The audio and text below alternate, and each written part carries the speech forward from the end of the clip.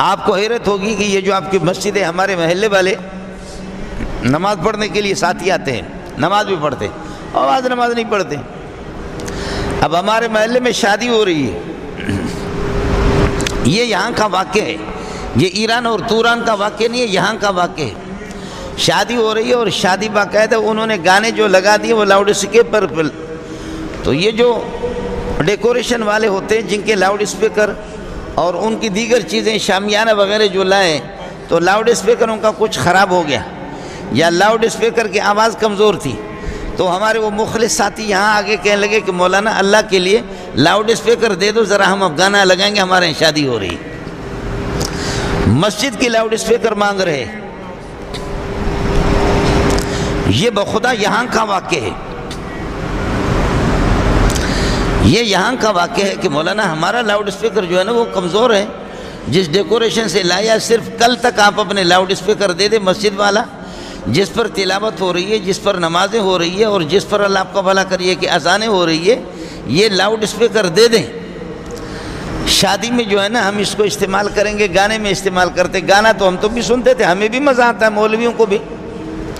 اور یہ جو کیا کہتے ہیں آپ کے ڈریم ورلڈ پارک جو لعنتوں کی جگہ ہے،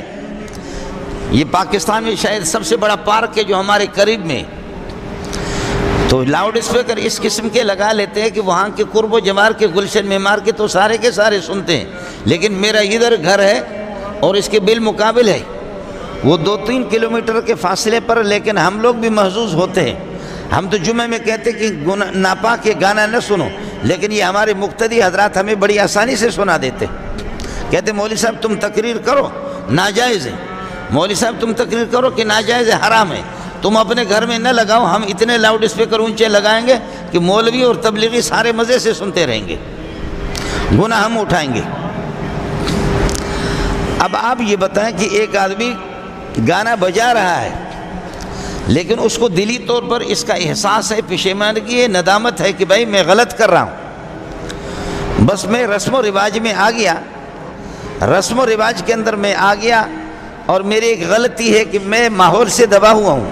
اپنے معاشرے سے دبا ہوا ہوں، لیکن اللہ یہ میں جرم کر رہا ہوں، اس بندے کو اللہ تعالیٰ رجوع کی توفیق نصیب فرمائیں گے، یہ آج نہیں تو کل، کل نہیں تو پرسوں، جس کو یہ ندامت ہے کہ یہ گناہ کا کام میں کر رہا ہوں۔ ندامت اور احساس کبھی نہ کبھی انشاءاللہ یہ واپس لوٹے گا، لیکن ظالم کا بچہ گناہ کرتے کرتے، میرے نبی فرماتے ہیں ان العبد اذا اذنب ذنبا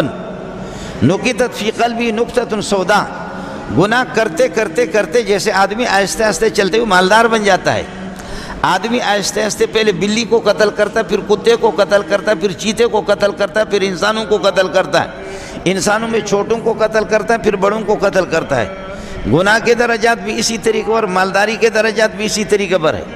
میرے نبی نے فرمایا کہ بندہ جب گناہ کرتا ہے، ان العبد اذا اذنب ذنبا،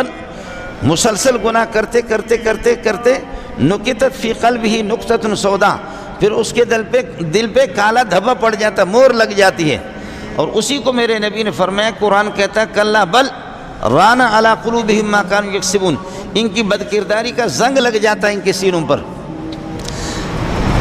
جب سینے پر مہر لگ جاتی ہے، ختم اللہ علی قلوبہم وعلی سمعہم وعلی ابصارہم غشاوہ ولہم عذاب عظیم، آنکھوں پر پردہ آ جاتا ہے، اور اللہ آپ کا بھلا کریے کہ کانوں پر بھی پردہ آ جاتا ہے، تو پھر یہ کہ اس کے بعد بندہ واپس آتا نہیں ہے، پھر واپس لوٹ، اللہ نے جب مہر لگا دی تو پھر اس کے بعد واپس لوٹنے کی چانس بہت کم ہی ہوتے ہیں، پھر آدمی واپس نہیں آتا۔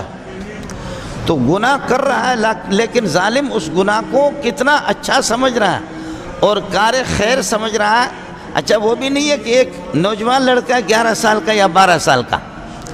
13 سال کا لڑکا وہ بھی نہیں ہے، 14-15 سال کا بھی نہیں ہے، 60-70 سال کا بندہ ہے، اور وہ بہت بڑی نوکری پر فائز ہے، وہ سرکاری اس پر بہت بڑے افسر ہے، اور وہ افسر کہتا ہے کہ مولوی صاحب ہمارا لاؤڈ اسپیکر خراب ہے، ہمارے لاؤڈ اسپیکر بھائی جان کے یا بھتیجے کی شادی ہو رہی ہے، ہمارا لاؤڈ اسپیکر خراب ہے، یہ لاؤڈ اسپیکر ہمیں دے دو تاکہ ہم اس کو لگائیں۔ یہ میں تو یہاں کا واقعہ بیان کر رہا ہوں۔